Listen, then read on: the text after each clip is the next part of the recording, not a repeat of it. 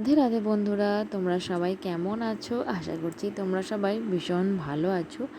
আমরাও কিন্তু বেশ ভালো আছি। তোমাদের সবাইকে সাথে নিয়ে আজকের ব্লগটা শুরু করলাম। সাথে থেকেও আশা করছি আজকের ব্লগটাও তোমাদের বেশ ভালো লাগবে।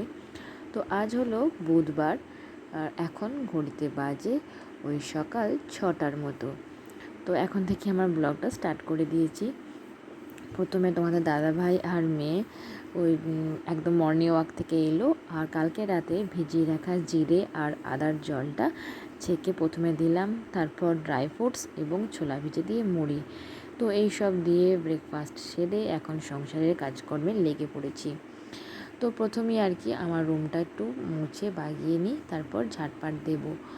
তো এক ছেলেকে নিয়েই আর কি এখন আলমারিটা একটু মুছে দিলাম, তারপর ড্রেসিং টেবিলটা একটু মুছে, মানে ধুলো না থাকলেও একটু রোজকার মুছে দিলে কি বলো তো পরিষ্কার থাকে সব সময়। তারপর রুমটা ঝাড় দিয়ে নিচ্ছি। তো আজকে এসব কাজকর্ম কিন্তু করছি ছেলেকে নিয়ে, কেননা ভাবছি এরপর আস্তে আস্তে ছেলেকে সাথে নিয়ে একটু একটু করে কাজ করা অভ্যাস করতে হবে। কেননা আজকেই না ছেলে, আমি ওই তোমাদের দাদাভাই আর মেয়েকে তো ভোর 5টার সময় রোজ উঠিয়ে দিই।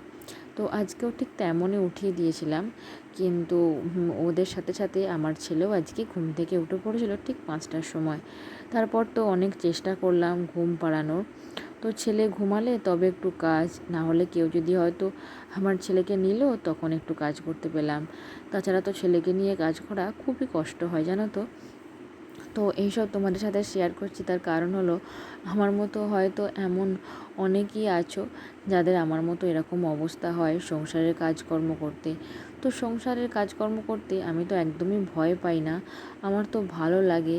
তো কিন্তু কি বলো তো, ছেলের জন্য না করতে পাই না। তো এক এক সময় তো এমন হয় যে আমার না একদম পুরো কান্না পেয়ে যায়, জানো তো। তো মনে হয় যে ছেলেকে নিয়ে কি করে এই কাজগুলো আমি শেষ করব, কিভাবে করব, কিছু ভেবে পাই না। যদিও আমি জয়েন্ট ফ্যামিলিতে থাকি, সব কাজ আমাকে একা করতে হয় না, তবুও আমার কাজগুলো তো আমাকে করতেই হয়, বলো না। তো একভাবে তো ছেলেকে নিয়ে থাকা যায় না। তো তখন এত সমস্যার সম্মুখীন হই, কি বলবো তোমাদের। তো তেমন ঠিক আজকেই হয়েছিল। তো ছেলে তো ঠিক ওই 5টার সময় উঠে পড়েছে। তো তোমাদের দাদাভাই একবার সকালে নিয়েছিল, সকালের ব্রেকফাস্টটা করার সময়। তো তারপর তো তোমার দাদাভাই বাজার যায়, আর আমার দুই শাশুড়ি মায়েরও কাজ আছে, মেয়ের টিউশনি স্যার পড়াতে আসে। তো বাড়িতে সেরকম কেউই নেই যে আমার ছেলেকে কিছুক্ষণ নেবে আমি কাজ করব। তো কি বলবো তোমাদের, আজকে এত আমি এত সমস্যা আমার সত্যি করি আগে যেন কোনো দিন হয়নি। আর এত সকালবেলায় কার বাড়িতেই বা আমি ছেলেকে দিয়ে আসবো, কেননা সকালবেলায় সবারই যেমন বাড়িতে কাজ থাকে, বিকালের দিকে হয়তো সবাই একবার নেয়, কিন্তু সকালের দিকে তো কেউ নিতে পায় না। তো কারোর বাড়িতে আমি দিয়ে আসতেও পাইনি, না হলে হয়তো পাশের বাড়ি মাইমা বা কাকিমাদের বাড়িতে একবার দিয়ে আসি। তো সকালবেলা মেয়ে আজকে স্কুলের প্রথম পরীক্ষা। তো সেই জন্য কী বলো তো, মেয়েকে তো টিফিনও বানিয়ে দিতে হবে কিছু। তো সব কিছু আছে, তারপর বাড়িঘর পরিষ্কার করা, কাচা ধোয়া মেলা সব কিছু। তো এদিকে ওই 50 কেজি চাল বড়মা কালকে বিকাল, বা কালকে নয় সরি পরশু দিনে বিকালবেলায় নুন মাখিয়ে রেখেছিল। তো কালকে তো ভালো রোদ হয়নি বৃষ্টির জন্য, কালকে তো সকালবেলায় বেশ ভালো বৃষ্টি হয়েছিল, একদমই রোদ হয়নি।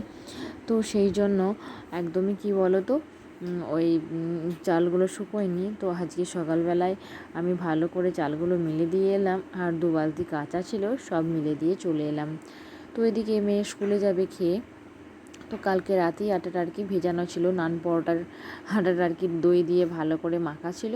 তো কালকে রাতেই ভেজানো ছিল, ফ্রিজের মধ্যে ছিল, ফ্রিজ থেকে বার করে প্রথমে একটু বেলে নিচ্ছি। আর কি বলো তো, ওই দই দিয়ে মাখা ময়দা আর কি, এমনি দেখবে ময়দা মাখলে খুব টান টান ভাব থাকে, তো এটাও আর কি খুব বেশ টান টান মতো ভাব ছিল।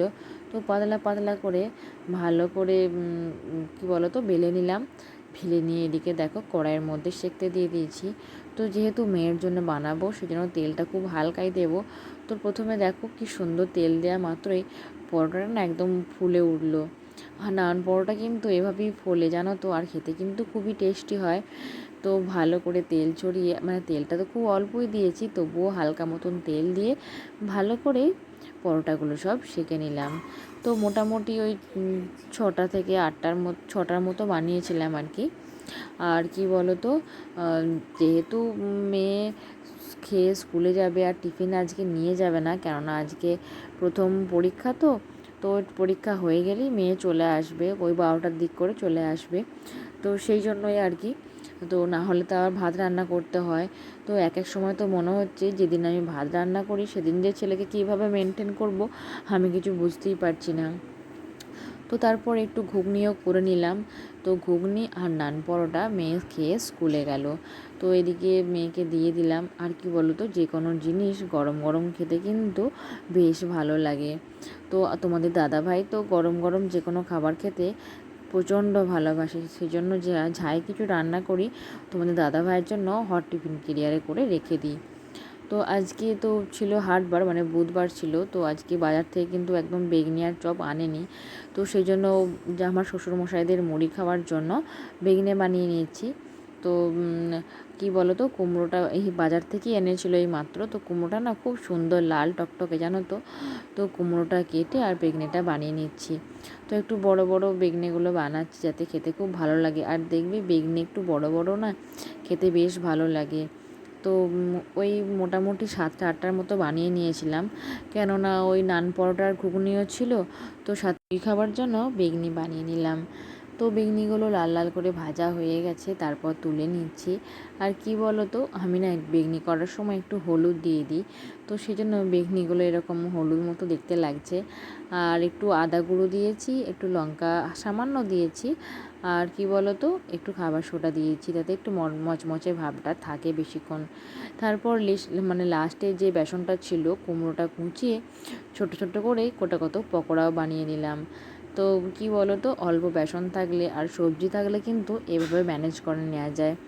তো লাস্টে ওই 4টে করে নিলাম। তো এদিকে তো বেগনি করা কমপ্লিট হয়ে গেল। মেয়ে খেয়ে স্নান টান সেরে, আর যেহেতু প্রথম পরীক্ষা, একদম ঠাকুর ঘরে চলে এসেছে রেডি হয়ে ঠাকুর প্রণাম করতে। তো আমরা যখন আমাদের পরীক্ষা থাকতো তখন কিন্তু এভাবেই ঠাকুর প্রণাম করে বাড়ির সবাইকে প্রণাম করে তারপর পরীক্ষা দিতে যেতাম।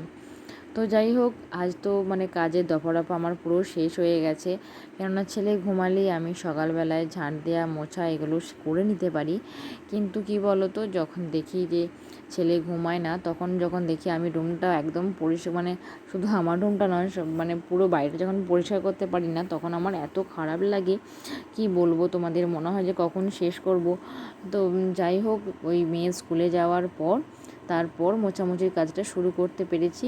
অবশ্যই ছেলেকে বড় মাকে একবার দিয়ে, কেননা ছেলেকে নিয়ে যদি এরকম মোছামুছির কাজ করতে চাই, ছেলে তো আমার এই মোছা স্ট্যান্ডটা হাত থেকে কেড়ে নেবে এবং ভিজেটা দিয়ে সব সময় হাঁটাচলা করবে। তো ছেলেকে নিয়ে না এই কাজগুলো একদমই করতে পারি না। তো ইচ্ছা থাকলেও আমি যদি ইচ্ছা করি যে এখনই করব, কিন্তু করতে পারি না। সারা সকালটা আমাকে ছেলেকে সামালতে হয়, তো এত সমস্যা হয় কি বলবো। তো আজ তো এমন হয়েছে যে তখন পুরো মেয়ে পরীক্ষা দিয়ে স্কুল থেকে চলে এসছে, তখনও আমি স্নান করতে পারিনি। তো যখন দেখি যে সময়ের মধ্যে আমি সময়ের কাজ করতে পারছি না, তখন প্রচণ্ড খারাপ লাগে, জানো তো। তো ওই যে বিছানাটা সকালে চাদরটা কেচে দিয়েছিলাম, আর বিছানার যে কাঁথাটা ছিল ওটা না রোদে দিয়ে দিয়েছিলাম। তো গরম হয়ে যাওয়ার পর স্নান করার আগে, মেয়ে কিন্তু এখন স্কুল থেকে চলে এসছে পরীক্ষা দিয়ে, তারপরই এটা আমি করছি।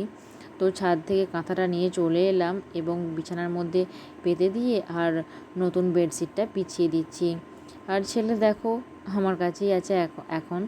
তো ছেলেকে স্নান করিয়ে দিয়েছি। আর ছেলের না আজকে শরীরটা বেশ খুব একটা ভালো নেই, সকালের দিকেই হালকা একটু গাটা গরম হয়েছে। আর দেখবে ছেলেদের যদি শরীর খারাপ হয়, বাচ্চাদের বিশেষ করে যদি শরীর খারাপ হয়, ওরা কিন্তু আমাদেরকে একদমই ছাড়তে চায় না।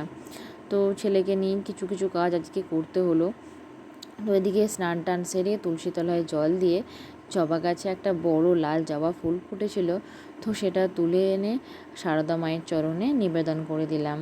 তো তারপর কি বলো তো, আজকে পুজোটা বড় মাই করেছে, তো আমি তো একদম সময়ের জন্য করতে পাই না, নাহলে তো আমার পুজো করতে খুব ভালো লাগে।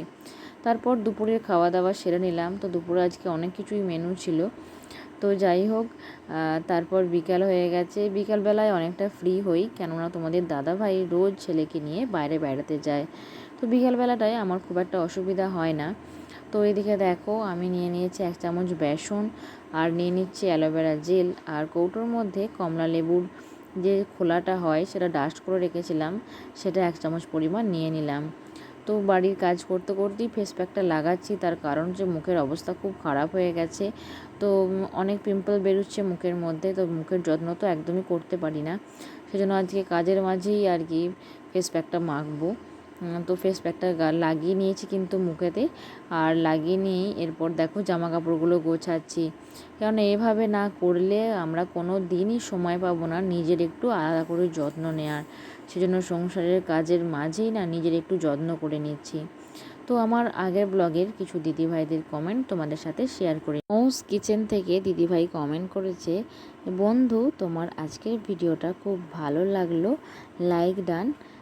তো তারপর টেস্ট অফ বেঙ্গল থেকে দিদিভাই কমেন্ট করেছে যে আজকের ব্লগটা খুব সুন্দর। আর ঝুমা অধিকারী কমেন্ট করেছে, দিদিভাই তোমার ভিডিওটা খুব ভালো লাগলো। তো আমার সকল দিদিভাইদের অসংখ্য অসংখ্য ধন্যবাদ এত সুন্দর সুন্দর কমেন্ট করার জন্য। তো আমি সত্যি করেই যখনই তোমাদের সাথে যে কোনো ভিডিও শেয়ার করি এবং তোমরা এত সুন্দর সুন্দর কমেন্ট করো, আমার না খুব ভালো লাগে জানো তো। তো যদিও আমি ইউটিউবে এই প্রথম মানে নতুন সদস্য, তো আমি বেশি দিন কিন্তু তোমাদের সাথে মানে এই ভিডিও শেয়ার করতে পারিনি। তো এই প্রথম মানে চেষ্টা করছি যাতে তোমাদের মনের মতো ভিডিও শেয়ার করতে পারি। কিন্তু কি বলো তো, ছেলেকে নিয়ে এত সমস্যার মধ্যে থাকি যে মন চাইলেও কিন্তু সেটা করতে পারি না এবং তোমাদের সাথে শেয়ার করতেও পারি না। তো তোমাদের আমার সব বন্ধুদের আর কি বলবো যে তোমরা অবশ্যই আমার পাশে থেকো এবং আমার কি বলো তো আমাকে একটু সাপোর্ট করো, যাতে আমি আমার এই বাচ্চা নিয়েও এই জার্নিটা এগিয়ে যেতে পারি। তো কি আজকের ব্লগটা তোমাদের কেমন কমেন্টে অবশ্যই আমাকে জানিও। তো আজকের মতো এখানেই শেষ করলাম। রাধে রাধে।